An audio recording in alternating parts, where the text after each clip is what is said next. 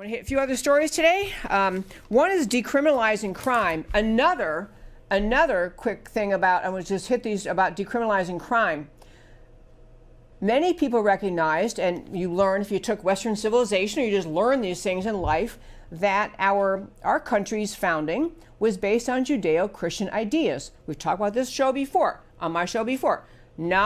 Which includes complete freedom of religion. You can have religion, no religion at all. You can change your religion.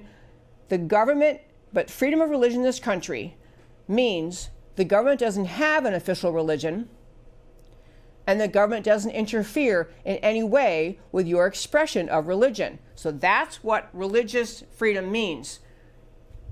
Today, where we are in this country, we have lost the idea. In fact, it has been banished by left-wing cultural Marxism, pummeling away, just chipping away at respect for and love of America. You have the idea that we don't really have any tethering to our ideas of right and wrong, good and evil, what should be the law, when for centuries we recognized that the law, the idea of the law in our country, was born of and sprouted or grew from the Bible, from the teachings of the Bible, such things as, in the Ten Commandments, thou shalt not steal. However, since we have everything being eviscerated by the American left, we now have cities, including my own precious city of Dallas, Texas, where we have passed laws that essentially say, well, if you steal, but in Dallas, it's only if you steal an item of $750 in value, or say there's 700, 750, whatever. If you steal an item of 700 or 750 or less in value, we're not going to prosecute. We just, nothing happens. So I'll tell you a quick story what happened in Dallas before I get to California. Here in Dallas, I had a friend who was at a store that has very high-end designer purses. She's just in there looking around. Into the store walked a very, very large, surly-looking guy.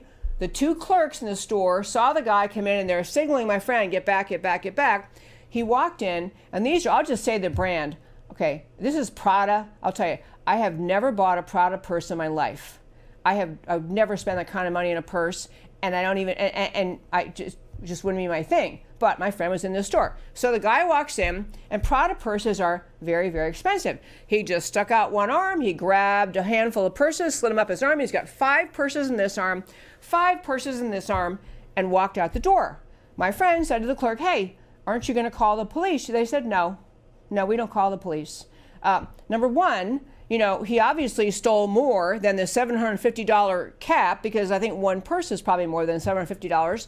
But the mindset in Dallas is now so ingrained that they don't even call the police when they see a shoplifter. They probably have them on video camera, on security camera. They don't even call. Nope, we have company policy, don't call. My friend left that store, happened to go to another store, which is another, not a designer store, but a store people know of. And she went in there and she was telling the clerk in this store, I can't believe it, what just happened to Prada? She tells the story, and those clerks said, oh, we don't call the police either. We don't even call. So we have this mindset, not rooted in anything other than it's too hard to deal with crime. We cannot possibly spend the time to enforce the law against someone stealing items from a store, so we just magically declare it's not a crime, and then nothing happens. It's kind of like you could fix the murder rate if you just, said, okay, we got rid of all murder laws, and so that it's not against the law to murder, then you could have, a 0 murder rate. Look at our murder rate, it's great, because it's not a crime. We have dumbed down the idea of law and property ownership, and the idea that the law has to apply in Dallas, to the point property owners, store owners are complaining to the city saying, how could you guys do this to us? This policy, by the way, brought on by our Democrat district attorney. And to the answer is, well, we can't prosecute everything, well, if you're a small business owner in Dallas and you don't have a big margin, big profit margin, and you have 5 people come in a day and steal, or 10 people a day and steal from you, you're going to be driven out of business, which is what is happening in Dallas. Small business owners cannot afford to stay in business because they have theft and they cannot get they can't get justice, they can't stop it. And of course, the volume of thievery, of stealing, is increasing. Why wouldn't you? If you're a criminal mindset anyway and you discover, hey, nothing happens to you, why wouldn't you do it? So, same thing in California. California has actually foolishly passed a proposition in I think 2014, Proposition 47, that said the same thing, that if someone steals something more than $900 in value in California, that basically nothing happens. Nothing. So there's a story, again, read it at our website, americacanwetalk.org, americacanwetalk.org, on the homepage, under shows, go down, list of links. This article is linked there about stories about people just going into stores, picking up a pair of expensive blue jeans or two of them, walking out, giving them away on the street or selling them on the street, going back in, stealing some more. Nothing happens. And my friends, this is how you lead to complete lawlessness. This is how you lose civilization. This is how you lose having a civilized country and society.